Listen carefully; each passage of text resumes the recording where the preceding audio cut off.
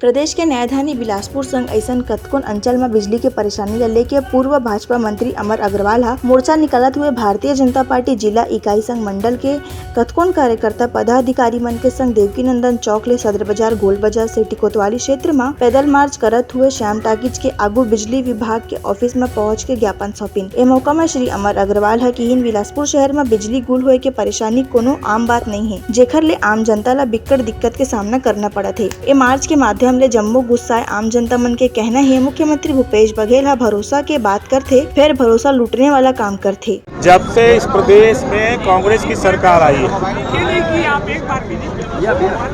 बिजली कब आती है, कब जाती है, कब ट्रिप होती है,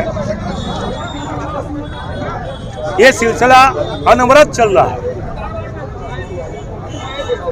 हमारा विद्युत अधिक प्रदेश है, ये मेंटेनेंस नहीं कर पा रहे हैं, ट्रांसफार्मर का, तार का, सब स्टेशन का।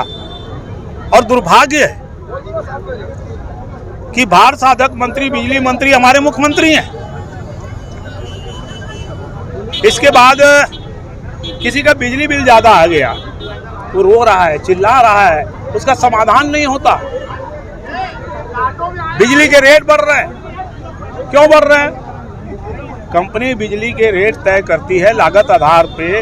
ये कोल ट्रांसपोर्ट में जो घपला हो रहा है उसके कारण लागत बढ़ रही है। मैं दावे के साथ बोलता हूं कि अगर ये भ्रष्टाचार खत्म हो जाए, 2 रुपया यूनिट बिजली सस्ती हो जाएगी।